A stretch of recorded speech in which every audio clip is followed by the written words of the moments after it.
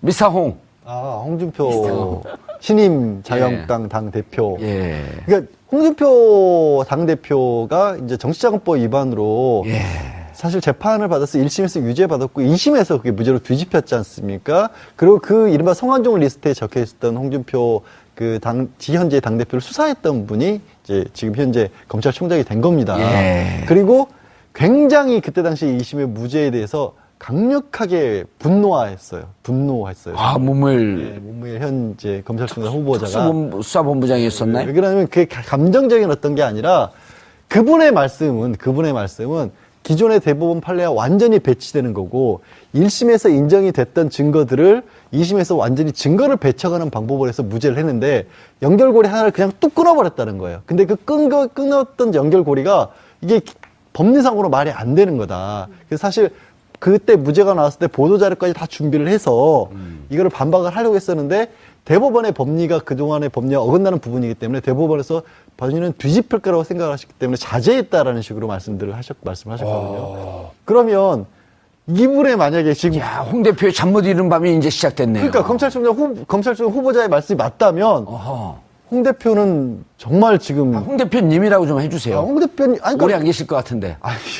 그렇게 말씀하시면 안 되죠 또. 그래도 제1야당 대표인데 문무일 그 검찰총장 후보자의 말이 맞다고 한다면. 그렇죠. 말이 맞다고 한다면 정말. 그럼 우리는 전제가 딱 있어요. 그렇죠. 그러니까 그리고 이제 님자를 웬만해서 잘 안 붙이는 게 대표라는 게 공식 직함이니까. 그래요? 전 붙이고 싶어요. 존중해주고 싶어. 대표님. 또 악연이. 두 사람의 악연이 또 지난번에도 한번 있어요. 2004년에도 거슬러 올라가요.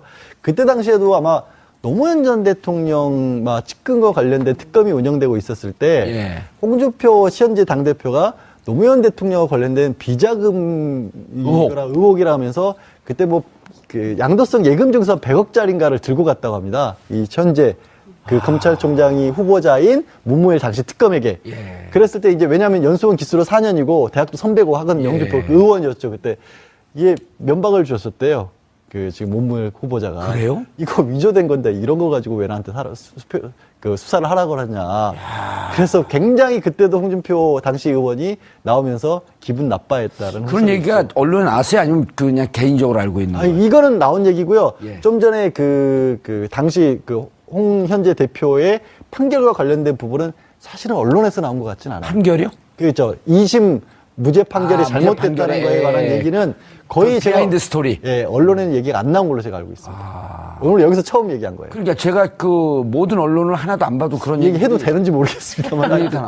왜냐하면 그때 당시에 법조 출입 기자들이 그분에 대해서 논평을 할 것이다라고 하는 얘기까지 나왔었어요. 그렇나요? 근데 논평을 자제를 하신 걸로 알고 있어요, 제가. 외부에 보이지 않는 손에 의한 건 아니에요. 그런 건 아니에요. 그런 건 아니고 어차피 이거는 그러니까 대법원에서 법리가 바뀔 수도 있죠. 법리가 바뀔 수도 있지만 현재까지로서는 어차피 아니라고 봐서 넘긴 거죠. 믿고. 최재형 교수님. 그런데 그때 당시에 성완종 리스트도 총 7명인데. 그렇죠. 홍준표, 이완구 두 분을 기소했는데 친박 의원 6명은 불기소했다. 그렇죠? 이것도 정치적인 고려한 거 아닌가라고 하는 비판하는 분들 분명히 있어요. 그렇죠. 그래서 오늘 사실 오늘 후보자로서 청문 이제 준비를 하기 위해서 출근할 때 기자들이 오늘 이 부분에 대해서 물었습니다. 물으니까 이런 이야기를 했다고 그러면 정말 최선을 다했다. 사람이 할 수 있는 것은 다 했다. 사람 할 수 있는 건 다 했다. 그래 지금 이야기를 했는데 본인 입장에서는 아마 또 역으로 또 이렇게 항변할 수도 있겠죠. 사실 당시 총리였던 이완구 총리, 현직 총리를 기소를 했다. 그러면 내가 자고우면하지 않고 했다는 것을 그대로 보여주는 것이 아니냐. 그런 이야기도 될 수 있는 것 같고요. 그리고 또 권력의 눈치를 보지 않았다. 권력의 눈치를 보지 않았다는 거죠. 그렇게 쉽게 얘기하지 자고우면한 게 전혀 없다. 이렇게 어렵게.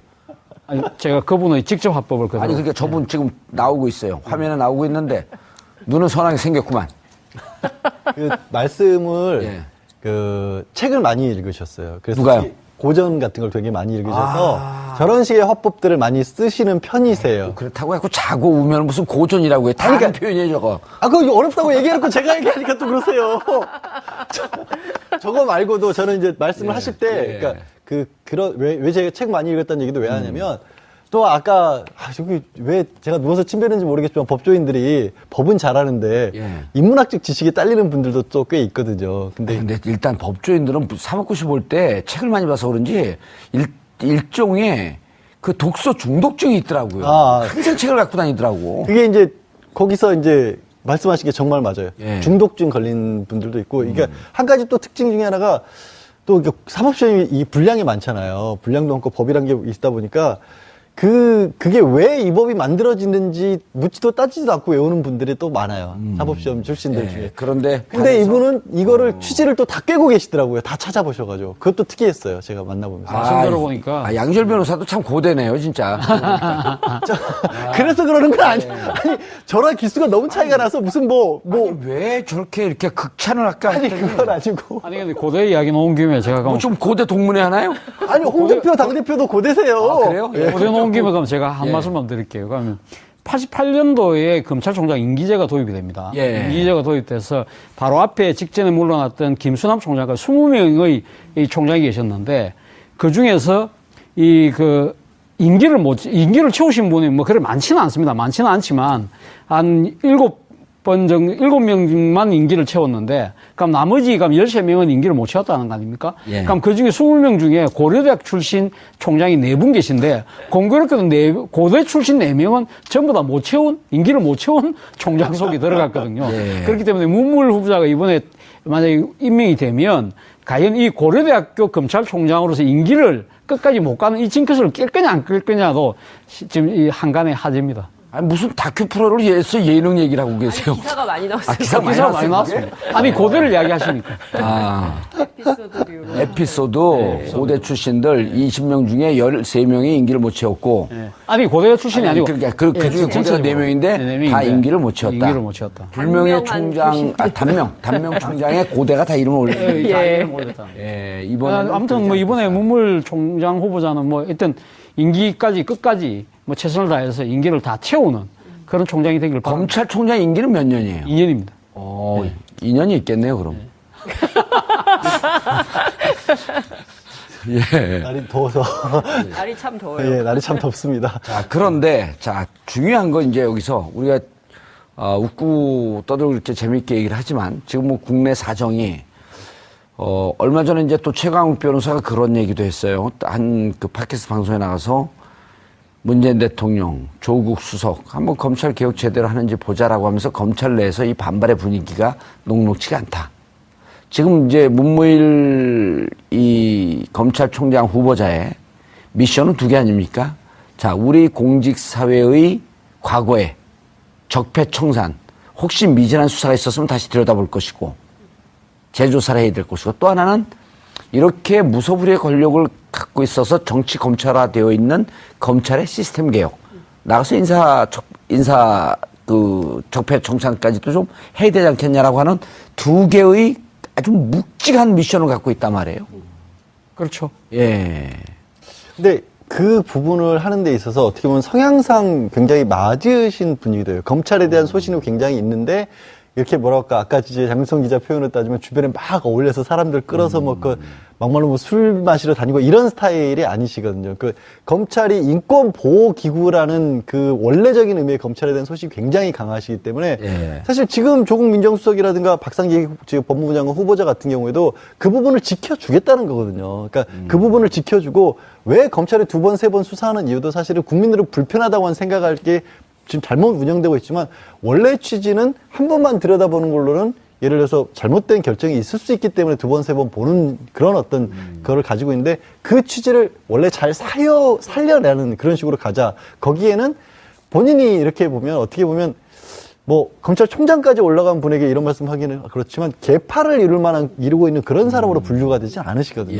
그렇기 때문에 약간 교과서적인 측면에서는 한쪽이 학자 출신인데 한쪽이 또 검찰 내의 인사지만 학자적인 면모를 가진 그런 스타일이기 때문에 잘 맞을 수도 있다고 저는 봅니다. 근데 사실 이 지금 그 문무일 검찰총장 후보자가 총장이 되면 결코 쉽지 않은 과제를 지금 따게 될 겁니다. 그렇죠. 가장 핵심 과제 중에 하나가 검찰 힘 빼기거든요. 사실 따지고 보면 그동안 무소불위의 권력을 휘두르면서 정권의 그 눈치만 보면서 승승장구했던 일부 정치 검사들에서 휘둘려져 왔던 이 검찰을 제자리로 돌려놓으라는 것이 지금 국민적 명령이지 않습니까? 그렇다고 한다면 그 중에는 예를 들면 법무부의 이 탈검찰화 예. 뭐 그런 것도 있겠지만 그보다 더 중요한 것은 어떻게 보면 검찰 내의 인적 쇄신, 나아가서는 또 이 검경 수사권 조정, 또 더 나아가서는 이 고위공직자 수사 비리처. 예.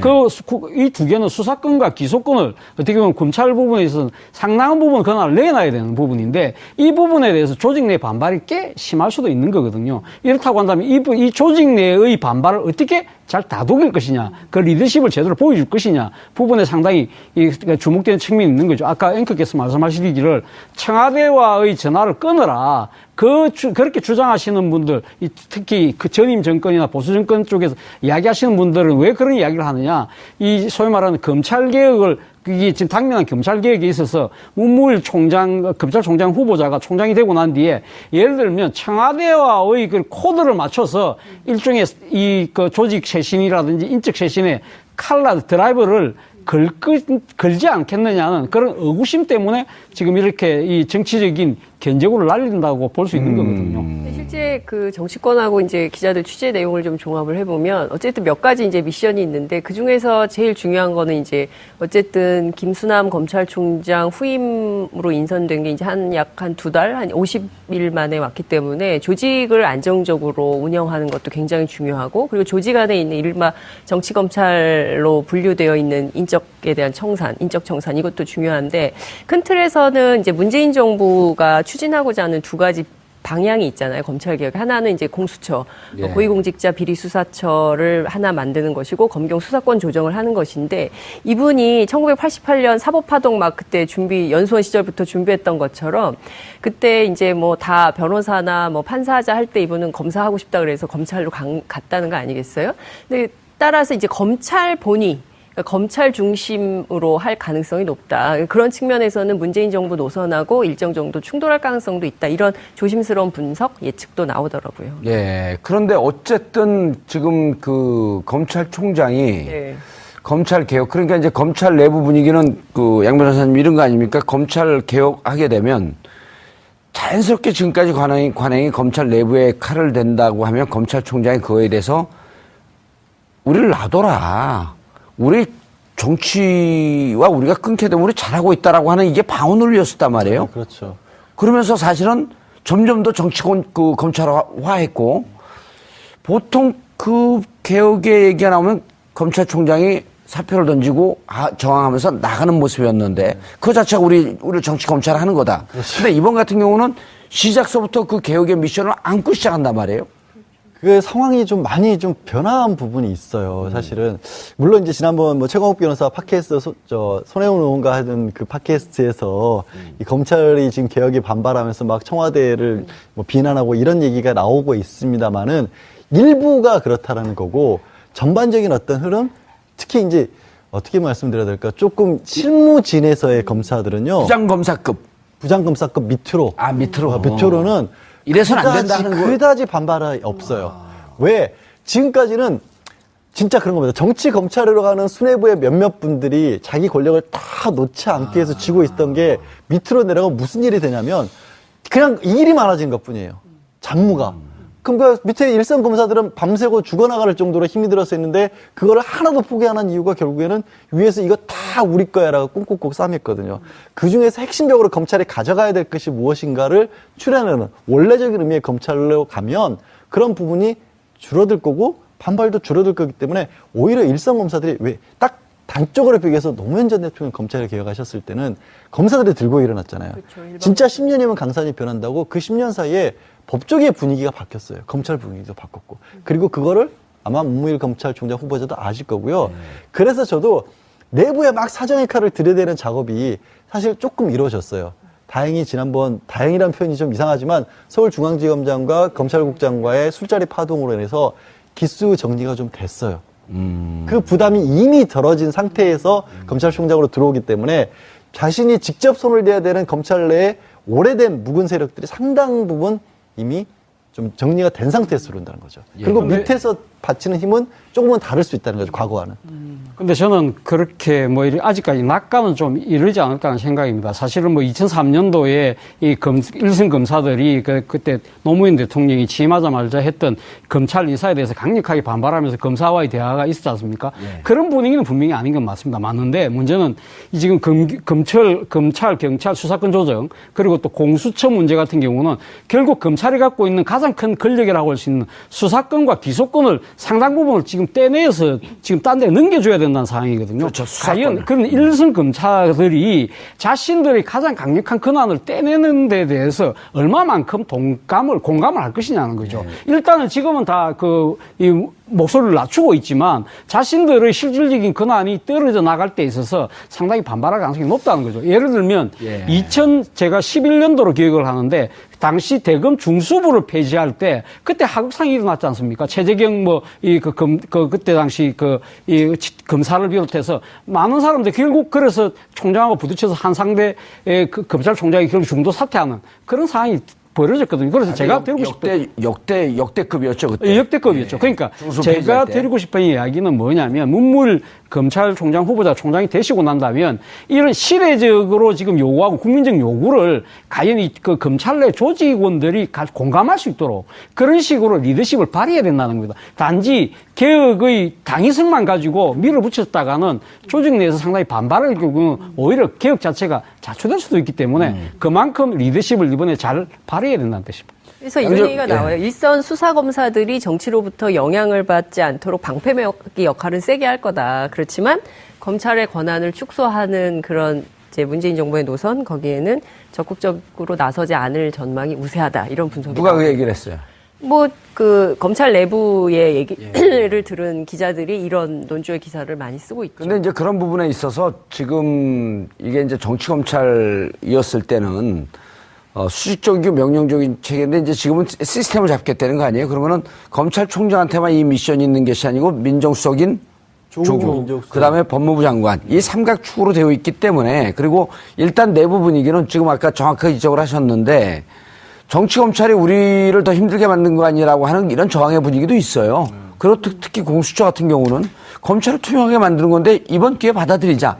이 분위기도 있는데 이제 문제는 아까 했던 수사권, 기소권을 분리하는 문제가 어찌 보면 가장 더 어려운 고양 목에 방울을 달아야 하는 그 부분이 어렵고 공수처는 상당 부분 그 원 내용을 유지하면서 갈 가능성은 좀 높죠. 그러니까 그렇죠. 근데 말씀하신 부분이 이제 미세 조정의 영역인 것 같아요. 거기에 과연 이제 신임 후보자가 만약에 총장이 되신다면 그 부분을 어떻게 잘 헤쳐나가느냐가 가장 큰 과제일 것이고 다만 아까 말씀하신 것처럼 혼자 할 수 있는 일이 아닌 게 일단 법무부를 떼놓는 작업 자체가 선행이 돼야 돼요. 그러니까 법무부 검사들이 다 가서 법무부를 장악하고 있는 구조, 민정수석실에 다 검사들이 가서 있는 구조. 근데 그거는 검찰총장이 하는 게 아니라 청와대가 포기하고 법무부가 포기하면 되는 거거든요. 그렇죠. 그렇기 때문에 그 부분에 있어서는 사실은 검찰총장이 부담은 훨씬 별로 편하죠. 없어요. 막상 청와대가 그러니까 저는 처음에 조국 민정수석 카드를 놨을 때 굉장히 문재인 대통령이 놀랬던 게 가장 쉽게 9년 만에 정권 교체했는데 가장 쉽게 쓸 수 있는 칼을 스스로 놓으신 거예요. 그러니까 그 몫의 부담은 이미 들어져 있어요. 그리고 이런 거가 있는 것 같아요. 그 검찰 내부에 기존의 정치 검찰화돼서 했던 수사들 그 수사의 진실을 들고는 제보 보따리가 많아지고 있답니다. 제가 그래서 아까 BBK도 그래서 물어본 거죠. 왜냐하면 이제 우리 이런 거 하지 말자. 그리고 그때 어쩔 수 없이 이렇게 할 수밖에 없었던 정황이 나오기 시작하는 거죠. 미스터 홍. 홍준표 신임 자유한국당 당대표. 그러니까 홍준표 당대표가 이제 정치자금법 위반으로 사실 재판을 받아서 1심에서 유죄받았고 2심에서 그게 무죄로 뒤집혔지 않습니까? 그리고 그 이른바 성완종 리스트에 적혀 있었던 홍준표 현재 당대표를 수사했던 분이 이제 지금 현재 검찰총장이 된 겁니다. 그리고 굉장히 그때 당시 2심의 무죄에 대해서 강력하게 분노했어요. 문무일 현재 검찰총장 후보자가 수사본부장이었었나요? 왜 그러냐면 그게 감정적인 어떤 게 아니라 그분의 말씀은 기존의 대법원 판례와 완전히 배치되는 거고 1심에서 인정이 됐던 증거들을 2심에서 완전히 증거를 배척하는 방법을 해서 무죄를 했는데 연결고리 하나를 그냥 뚝 끊어버렸다는 거예요. 근데 그 끊었던 연결고리가 이게 법리상으로 말이 안 되는 거다. 그래서 사실 그때 무죄가 나왔을 때 보도자료까지 다 준비를 해서 이거를 반박을 하려고 했었는데 대법원의 법리가 그동안의 법리와 어긋나는 부분이기 때문에 대법원에서 본인은 뒤집힐 거라고 생각을 하셨기 때문에 자제했다라는 식으로 이완구 두 분은 기소했는데 친박 의원 6명은 불기소했다. 예. 그렇죠? 예. 이것도 정치적인 고려한 거 아닌가라고 하는 비판하는 분들이 분명히 있어요. 그렇죠. 그래서 오늘 사실 오늘 후보자로서 예. 청문 이제 준비를 하기 위해서 출근할 때 기자들이 오늘 이 부분에 대해서 물었습니다. 예. 물으니까 이런 이야기를 했다고 그래요. 정말 최선을 다했다. 사람이 할 수 있는 것은 다 했다. 사람 할 수 있는 건 다 했다. 그래 지금 이야기를 했습니다. 했는데 본인 입장에서는 아마 또 역으로 또 이렇게 항변할 수도 있겠죠. 사실 당시 총리였던 예. 이완구 총리, 현직 총리를 기소를 했다. 그러면 내가 자고우면하지 않고 했다는 것을 그대로 보여주는 것이 아니냐. 뭐 그런 이야기도 될 수 있는 것 같고요. 그리고 또 권력의 하나는 눈치를 보지 않았다. 권력의 눈치를 보지 않았다는 거죠. 그렇게 쉽게 얘기하지 뭐 좌고우면한 게 전혀 없다. 이렇게 어렵게. 아니, 제가 그분의 직접 화법을 그대로. 아니 그러니까 저분 지금 나오고 있어요. 화면에 나오고 있는데 눈은 선하게 생겼구만. 그 말씀을 예. 그 책을 많이 읽으셨어요. 그래서 누가요? 고전 같은 걸 되게 많이 읽으셔서 저런 식의 화법들을 많이 쓰시는 편이세요. 그렇다고 해서 자고우면 무슨 고전이라고 해. 다른 그러니까- 표현이에요 저거. 아, 그거 어렵다고 얘기해놓고 제가 얘기하니까 또 그러세요. 저거 말고도 저는 이제 말씀을 하실 때, 그러니까, 왜 제가 책 많이 읽었다는 얘기도 왜 하냐면, 또 아까, 저기 왜 제가 누워서 침 베는지 모르겠지만 법조인들이 법은 잘하는데, 예. 인문학적 지식이 딸리는 분들도 또 꽤 있거든요. 근데 근데 일단 법조인들은 사법고시 볼 때 책을 많이 봐서 그런지 일종의 그 독서 중독증이 있더라고요. 항상 책을 갖고 다니더라고. 그게 이제 거기서 이제 말씀하신 게 정말 맞아요. 예. 중독증 걸린 분들도 있고, 이게 한 가지 또 특징 중에 하나가 또 사법시험이 이 분량이 많잖아요. 분량도 많고 법이란 게 있다 보니까 그게 왜 이 법이 만들어지는지 묻지도 따지지도 않고 외우는 분들이 또 많아요. 사법시험 출신들 예. 중에. 그런데 근데 반해서- 이분은 이거를 취지를 또 다 깨고 계시더라고요. 다 찾아보셔가지고. 그것도 특이했어요. 제가 만나보면서. 말씀 들어보니까. 양절 변호사도 참 고대네요, 진짜. 그래서 그러는 건 아니에요. 아니, 저랑 기수가 너무 차이가 나서 무슨 아니, 왜 저렇게 이렇게 극찬을 할까 아니, 했더니 그건 아니고. 아니 근데 고대 이야기 나온 김에 제가 뭐 좀 고대 동문회 하나요? 아니, 홍 대표, 당 대표도 고대세요. 말씀하셨거든요. 그러면 이분의 만약에 지금 야, 홍 대표의 잠 못 이룬 밤이 이제 시작됐네요. 그러니까 검찰청 후보자의 말씀이 맞다면 어허. 홍 대표는 정말 지금 홍 대표님이라고 좀 해주세요. 홍 대표님 아니 오래 안 계실 것 같은데. 아니, 그렇게 말씀하시면 안 되죠 또. 그래요? 그래도 아니, 제1야당 대표인데 문무일 그 검찰총장 후보자의 말이 맞다고 한다면. 그렇죠. 만약에 맞다고 한다면 정말 그럼 그럴 우린 수도 전제가 있죠. 딱 있어요. 그렇죠. 그러니까 그리고 예. 이제 님자를 웬만해서 잘 안 붙이는 게 대표라는 게 공식 직함이니까. 아, 그래요? 예. 전 붙이고 싶어요. 존중해주고 싶어. 대표님. 그 또 악연이 예. 두 사람의 악연이 또 지난번에도 한 번 있어요. 2004년에도 거슬러 올라가요. 그때 당시에도 아마 노무현 전 대통령 측근과 관련된 특검이 운영되고 있었을 때 예. 홍준표 현재 당 대표가 노무현 대통령과 관련된 비자금 의혹이라 하면서 그때 그 양도성 예금 증서 100억짜리인가를 들고 갔다고 합니다. 이 현재 그 검찰총장이 후보자인 문무일 당시 특검에게. 예. 그랬을 때 이제 왜냐하면 연수원 기수로 4년이고 대학도 선배고 학은 영주표 의원이었죠 그때. 이게 면박을 줬었대요. 그 지금 문무일 후보자가. 그래요? 이거 위조된 건데 이런 거 가지고 왜 나한테 수사를 하라고 그러냐. 그래서 굉장히 그때도 홍준표 당시 의원이 나오면서 기분 나빠했다는 그런 얘기가 언론에 나왔어요? 아니면 그냥 개인적으로 알고 있는 거예요? 아니, 이거는 나온 얘기고요. 예. 좀 전에 그 당시 홍 현재 대표의 판결과 관련된 부분은 사실은 언론에서 나온 것 같진 않아요. 판결이요? 그죠. 2심 무죄 판결이 무죄 잘못됐다는 판결에, 거에 관한 예. 얘기는 거의 그 제가 비하인드 스토리. 예, 언론에는 얘기가 안 나온 걸로 제가 알고 있습니다. 오늘 여기서 처음 얘기한 거예요. 그러니까 제가 그 모든 언론을 하나도 안 봐도 그런 얘기해도 되는지 모르겠습니다만. 아니, 그러니까, 예. 왜냐하면 예. 그때 당시에 법조 출입 기자들이 그 부분에 대해서 논평을 할 것이다라고 하는 얘기까지 나왔었어요. 예, 그렇나요? 예. 예. 근데 논평을 자제를 하신 걸로 알고 있어요, 저는. 외부에 보이지 않는 손에 의한 건 아니에요. 그런 건 아니에요. 그런 건 아니고 어차피 이거는 그러니까 대법원에서 법리가 바뀔 수도 있죠. 예. 법리가 바뀔 수도 있지만 현재까지로서는 어차피 아니라고 봐서 넘긴 거죠. 믿고. 예, 최재현 교수님. 예. 그런데 그때 당시에 소환정 리스트도 총 7명인데 그렇죠. 홍준표,